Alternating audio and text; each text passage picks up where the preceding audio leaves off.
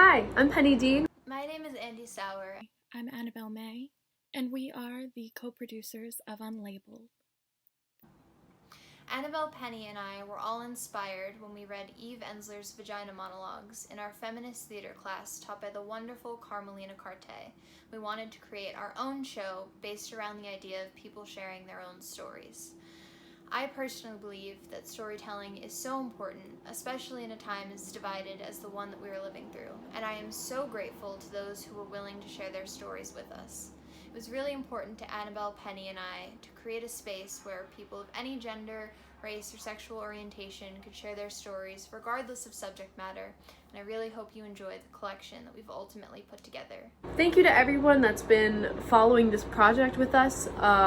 We know that it's not happening the way that we originally intended it to, in person at Hunter, but I still think that it's beautiful, and I still think that you can learn if you just open up your ears and listen and take some time to put yourself in somebody else's shoes. And I challenge you to do that through this project. I challenge you to listen to these stories and to have empathy and compassion and understanding for these people who are being so honest with you about something so personal.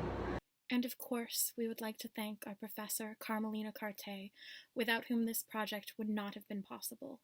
Thank you so much. Thank you so much. Thank you, and enjoy.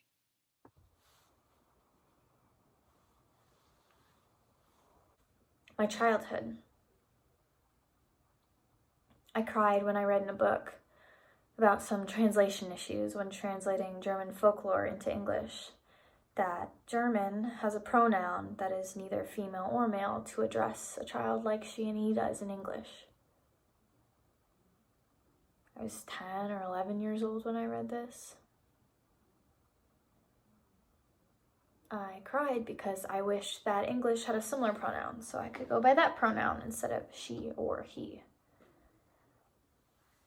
I later told other students and some teachers about it, which just confused them. I tried to get others to call me by that pronoun, but it was a very weak attempt. Like a newborn antelope struggling to stand on its feet, just before a lion snatches it up and kills it.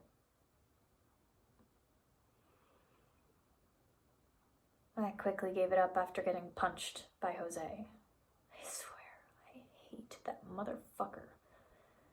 It's my bully in middle school. I don't even know where I got the idea to even suggest that people call me by that pronoun, though. I had an affinity for anime characters that seemed neither female or male. That's why I love the alter ego of Princess Zelda in The Legend of Zelda: Ocarina of Time, because her alter ego, Sheik, was androgynous. It's why I loved Kirby for the longest time, because Kirby was gender neutral for a long time too. But I think me being non-binary is also one of the reasons I liked being anonymous for as long as I could on Twitter, and why I chose androgynous pictures for my profile pic, like that of Princess Zelda's alter ego Sheik. My adulthood. As an adult, I just feel like I'm assuming the gender of she to make my life easier. But I don't quite feel like it inside. I feel non-binary inside. It's just that my body is female, and as such, people have assigned the she gender to me. That doesn't mean that I don't experience sexual arousal or dislike all things girly or boyish. I secretly wish I was intersex, but still capable of getting pregnant, because then I feel like I can come out as non-binary and have a valid reason / proof for it. To me, it makes more sense to be non-binary, because I think our souls are genderless and we were just taught how to be a certain gender. However, I have discussed this with some people as a kid and an adult. Some said then and now that they feel like their souls have a he or she gender. Being non-binary makes more sense to me than being a binary gender, because I think if we have souls / spirits, they are genderless. Most people just strive to be something or have interest in something that they feel or think is a part of a binary gender because of what we were taught. But pink isn't inherently feminine, nor is blue inherently masculine. It is the best color out there, according to color expert me. However, more people who identify with the female gender just like pink over blue. This has nothing to do with any inherent properties of pink. It's just a color that was assigned to be associated with femininity. I do kind of want to try going by they, but I feel like I'm too used to people calling me she that I would mess it up more than others would, and then some would accuse me of faking my non-binary gender. I'm sure some who would read this would think so too, but I've always been this way. There were times since childhood I just gave in and conformed because I was tired of the violence, insults, and disapproval others gave me for being different. Yes, I hate to say this. I conformed to certain things just to minimize physical and emotional harm directed at me daily.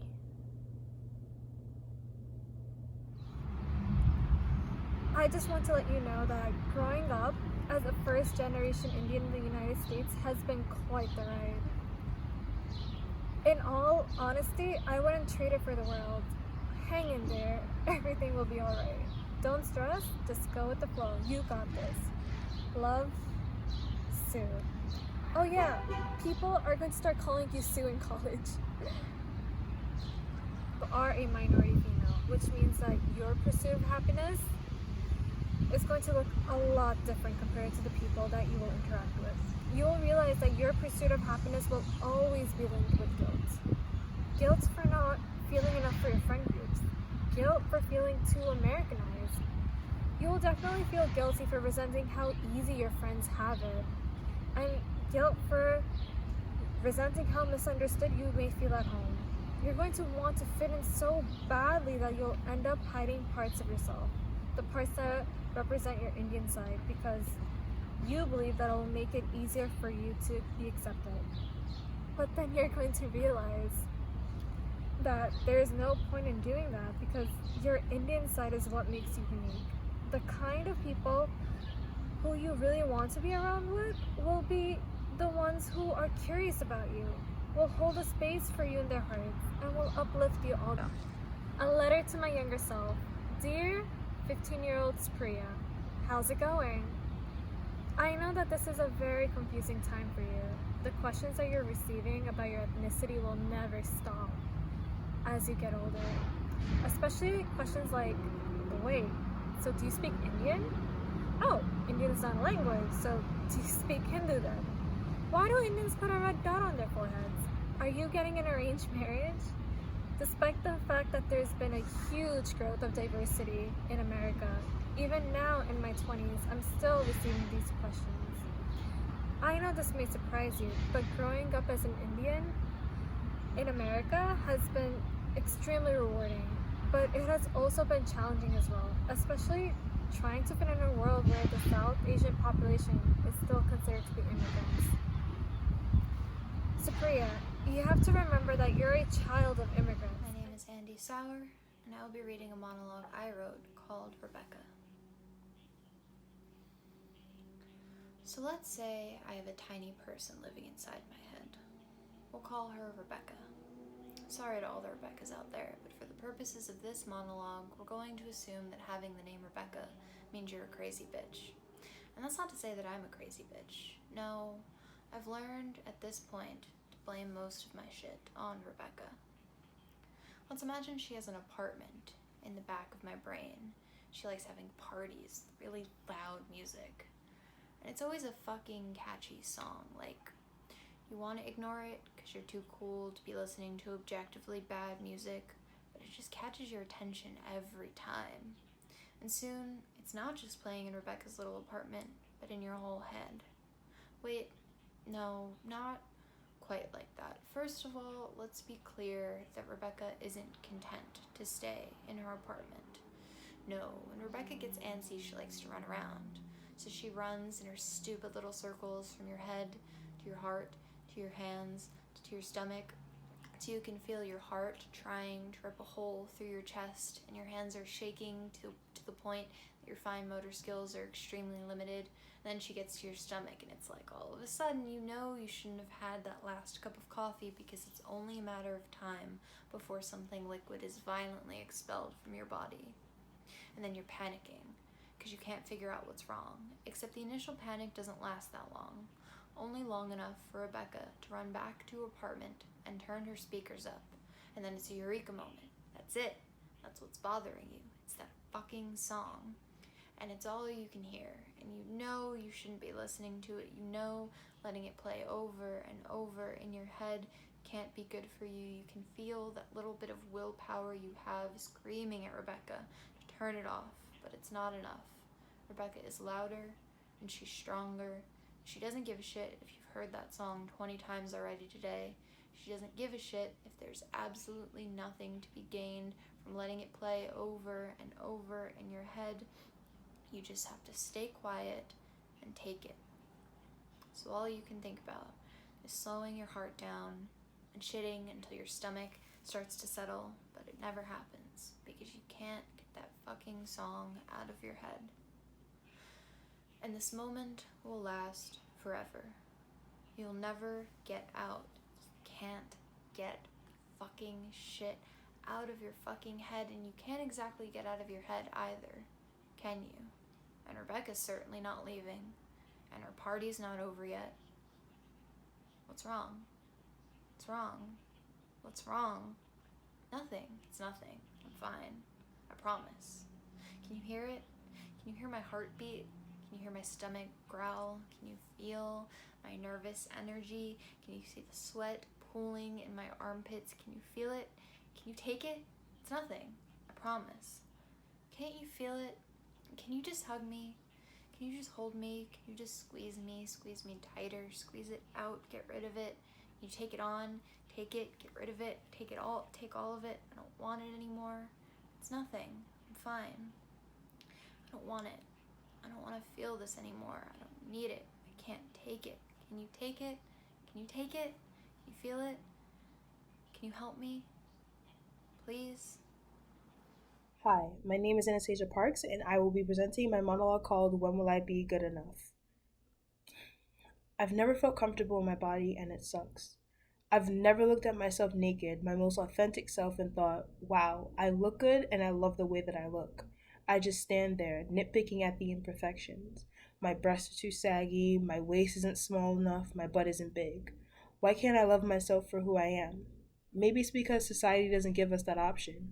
I remember one time during the summer, I was at a barbecue at my dad's friend's house. I probably wasn't even 10 yet. I was so self-conscious that I kept my hoodie on, my little black hoodie. It was awkward, but my hoodie was my comfort zone. It hid what I didn't want people to see. I was with a group of kids, and one girl commented that only girls who are pregnant use hoodies to hide their stomachs. I hadn't even had my first period yet, let alone thought about sex. But in that moment, I was so embarrassed that I had to run into the house and take it off. That was the worst. It's torture feeling like you won't be happy in the body that you will ultimately die in. As the years went on, I slowly learned to love myself, but it is a constant battle between the cheerleader and the critic. The cheerleader giving me love and compliments, while the critic is telling me all the bad things. But each day I make sure the cheerleader is cheering louder than the critic. The cheerleader telling me my thighs are beautiful, my little cupcake booty is amazing, and that my breasts are amazing. And also telling me that I am enough, that who I am is enough.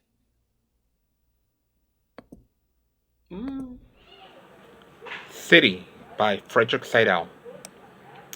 Right now, a dog tied up in the street is barking. The grief of being left. A dog bereft. Right now, a car is parking.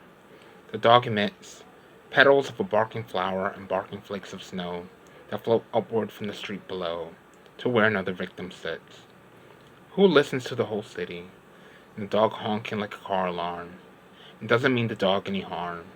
It doesn't feel any pity. My Sad Self by Allen Ginsberg. Sometimes, when my eyes are red, I go up on top of the RCA building and gaze at my world, Manhattan. My buildings, streets I've done feats in, lofts, beds, cold water flats. On Fifth Avenue below, which I also bear in mind, is ant cars, little yellow taxis, men walking the sides of specks of wool. Panorama of the bridges, sunrise of a Brooklyn machine. Sun go down over New Jersey where I was born, and Patterson, where I played with ants. My later loves on 15th Street, my greater loves of Lower East Side, my once fabulous armors in the Bronx far away. Paths crossing in these hidden streets, my history summed up, my absences and ecstasies in Harlem, sun shining down all I own, and one eye blink to the horizon, in my last eternity. Matter is water. Sad, take the elevator and go down, pondering. I walk on the pavement, startling into all man's plate glass faces, questioning after who loves and stop. Bemused in front of an automobile shop window, standing lost in calm thought, traffic moving up and down Fifth Avenue blocks behind me. Waiting for a moment when? Time to go home and cook supper and listen to the romantic war news on the radio. All movement stops, and I walk in the timeless sadness of existence, tenderness flowing through the buildings, my fingertips touching reality's face. My own face streaked with tears in the mirror of some window.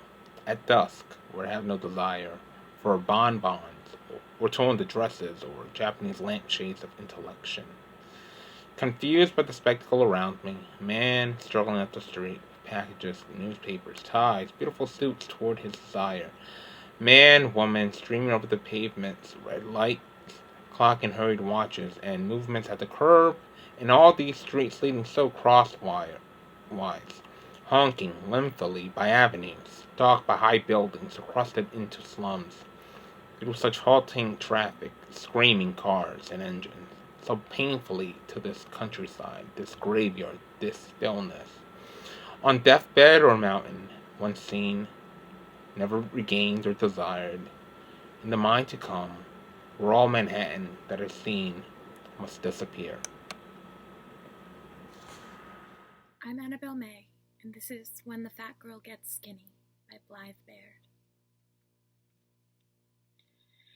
It was the year of skinny pop and sugar-free Jell-O cups. We guzzled vitamin water and vodka, toasting to high school and survival, complimenting each other's thigh gaps, trying diets we found on the internet, menthol cigarettes, eating in front of a mirror, donating blood, replacing meals with other practical hobbies like making flower crowns or fainting. Wondering why I haven't had my period in months, or why breakfast tastes like giving up, or how many more productive ways I could have spent my time today besides Googling the calories in the glue of a U.S. envelope, watching America's Next Top Model like gospel hunched naked over a bathroom scale shrine, crying into an empty bowl of Cocoa Puffs because I only feel pretty when I'm hungry. If you are not recovering, you are dying. By the time I was 16, I had already experienced being clinically overweight, underweight, and obese. As a child, fat was the first word people used to describe me, which didn't offend me until I found out it was supposed to. When I lost weight, my dad was so proud he started carrying my before and after photo in his wallet, so relieved he could stop worrying about me getting diabetes. He saw a program on the news about the epidemic with obesity, said he's just so glad to see me finally taking care of myself. If you develop an eating disorder when you are already thin to begin with, you go to the hospital. If you develop an eating disorder when you are not thin to begin with, you are a success story. So when I evaporated, of course everyone congratulated me on getting healthy. Girls at school who never spoke to me before stopped me in the hallway to ask how I did it. I say I am sick. They say, no, you are an inspiration. How could I not fall in love with my illness? With becoming the kind of silhouette people are supposed to fall in love with? Why would I ever want to stop being hungry when anorexia was the most interesting thing about me? So how lucky it is now to be boring. The way not going to the hospital is boring. The way looking at an apple and seeing only an apple, not 60, not half an hour of sit-ups, is boring. My story may not be as exciting as it used to be, but at least there is nothing left to count. The calculator in my head has finally stopped. I used to love the feeling of drinking water on an empty stomach, waiting for the coolness to slip all the way down and land in the well. Not obsessed with being empty, but afraid of being full. I used to be proud when I was cold in a warm room. Now, I am proud I have stopped seeking revenge on this body. This was the year of eating when I was hungry without punishing myself, and I know it sounds ridiculous, but that shit is hard. When I was little, someone asked me what I wanted to be when I grew up, and I said, small. Hi, since I'm a mess and forgot to record this while recording my monologue, I would like to say my name is Bria Underwood and I will be performing a monologue written by me that's a little bit messy, but it's about being non-binary. Thank you so much, enjoy! Hello, I want to start this monologue off by saying eat the rich, gender is fake, all cops are bastards, and Black Lives Matter. Now, there you go. I wanted to start it off with something that I think are important, and all of those things are important to me, but you may be asking, ooh, which one of those has anything to do with your monologue? Well, lucky for you, even though you didn't ask because you can't ask me a question right now because I'm recording this, you are exactly right. One of those things has to do with my monologue, and that is the idea that gender is fake. Well, many people saying that gender is not fake, and I know a lot of people use it to identify themselves. It's just, something that I like to say because, riles up some people if you just say gender is fake. And it's a way to express yourself in a way that you feel comfortable, but a lot of people find themselves policing and gatekeeping others' identities, which if you're doing that and you're doing it in a harmful way, well, if you're doing it at all and generally, it's not a good thing, and you're 100% not doing it right. And I know what you're thinking. You're taking one look at me and you're like, ooh, male? Female? Trans? What? Well, first off, if I wasn't presenting this for you, you don't need to know. Unless I tell you, you don't need to know anyone's gender identity. All you need to know is their pronouns and use them in the correct way and make sure that you're using the correct pronouns and not being a transphobic jerk. That's it. But, as you can clearly tell, I was assigned female at birth. And for those people who don't know or don't keep updated with trans people, that shows my distaste for the gender I was assigned at birth. And I can't blame anyone, obviously. There was just a, mix-up at the gender factory when I was born, I guess. But I currently identify as non-binary, and my pronouns are they and them. And then I say gender is fake because, I don't know if I'm non-binary. Who knows? It could change. And that's all part of the experience of being a human and being alive. Your gender can change and adapt to you as you grow. So being non-binary, basically, in the way to explain it, is like that Robert Frost poem, kind of, but instead of the one path that most people take, there's the two, and obviously, you choose one. Well, you don't choose it, someone chooses it, and it just happens, and you go down, and then you're like, I don't like this feels weird, and so if you're just female to male trans or male to female trans, you'll just go out and then go into the other path. But there's some people who are stuck in the middle, and they're just confused. They don't know what they want to do. But then suddenly there's this one path that lights up that's very much not, prominent and is kind of hidden, and there's people on the outside kind of being like, hey, this doesn't exist, ha ha ha. But that's just being non-binary and trying to explain it in a way that people can get it, and it's a lot, yes, I know. But using that, you can see that while non-binary people are still there and still very valid, it's not as commonly known or referred to in terms of being transgender, like the two paths, because it's not seen as common, and it's becoming a more common thing as people start identifying themselves under the term non-binary.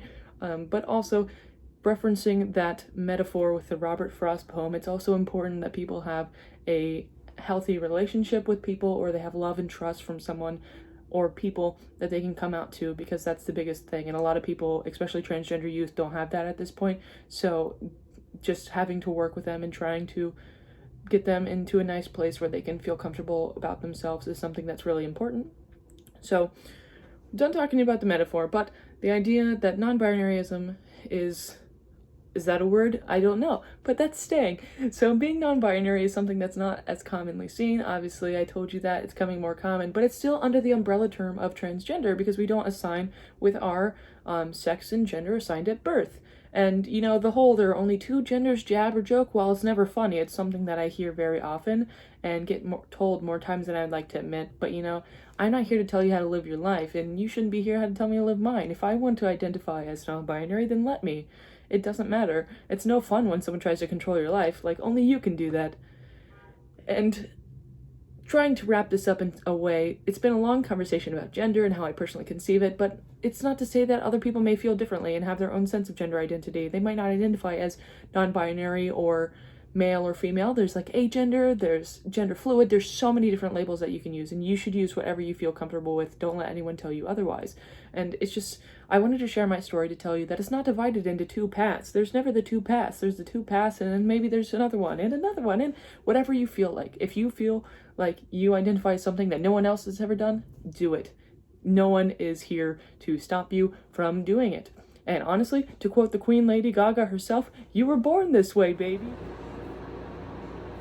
Hi there, I'm Penny Deen, and I'm going to be doing a piece written by me. I hope you enjoy. A girl read my poem the other week, and she told me something that I already knew. That my life has diverged greatly from the path that I was given at birth. While I agree with her, I was wondering what made her say that. Was the line sculpted into my hands, or could it have been my aura? I bet her psychic powers told her. Crazy bitch. Anyway, I can't decide which of my sob stories she was referring to, and after pondering it a little bit, I've narrowed down the list. At first, I thought it was my depression, the various disorders that prevent me from eating, sleeping, and existing effortlessly. Then I thought maybe my family situation,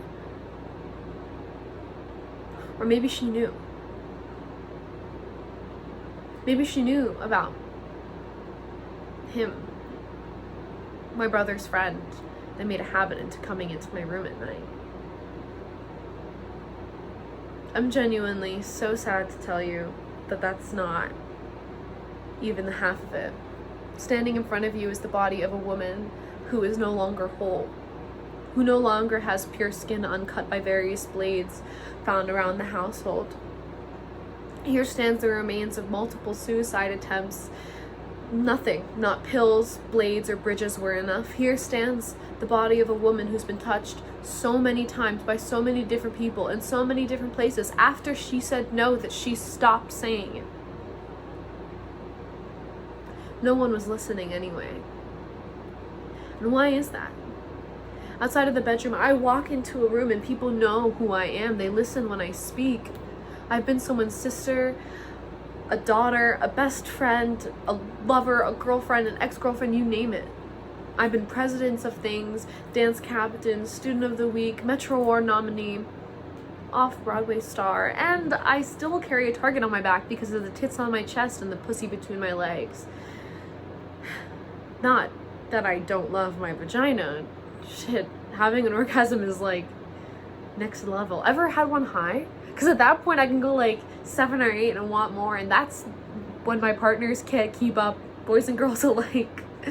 And it's funny because I wasn't always this way. My PTSD made me shudder over the slightest touch from another soul, loving or not, and it took time to get over that. It took pain and sacrifice and love and tears to come even somewhat close to who I was meant to be. I spent hours trying to let someone love me because I couldn't love myself, but I wanted to learn. I wanted to be whole again, but you can't be. You can never be whole again. And that's okay. Trust me. It's okay. I heard this saying once. Shit, how does it go? You don't move on from things, you move forward with them. And that's what I do. I move forward. I keep going. I am a woman rebuilt. I am a mixed race, queer, demisexual 21-year-old that just wants to be okay, that just wants to get through the day without my past suffocating me every step of the way. And I've found some sort of peace with it though. I've learned to grow around it, engulf it into my being, and I keep my head high and myself clean because my people deserve to never ever come close to losing me again. And maybe trying to take myself away from this world was selfish of me, but I failed. It didn't happen. No matter how many times I tried, I failed, and honestly, I've never been happier to get an F in anything else in my life before. For years I wondered, why me? Why couldn't I just go like I desired to? You know, I've had so many people tell me that one day I won't remember any of this, but who are they to say? And why would I want to forget it? Why would I want to forget the men who ruined my life? Because they're the ones that made this woman strong enough to put it back together herself.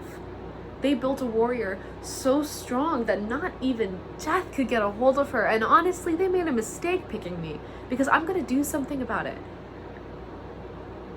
And that's why I think it happened to me. Or I mean, that's what I believe. I've spent so many nights crying myself to sleep, asking whatever it is out there, why me? And it's so fulfilling to think that I might know why. Because I'm tough enough to speak out, to do something, to make a difference, and at least I'd like to. I'd really, really like to, and I think it's gonna happen. I mean, it's me. I love me. I love my body. I love my family. I love my people, and I wouldn't trade any of it away for the world. So maybe I was meant to be this person, this thing that I've got going on is pretty amazing. I'm pretty amazing. Scratch that, I am amazing. And I guarantee, no matter who you are or what you've been through, you just have to. You just gotta stay strong.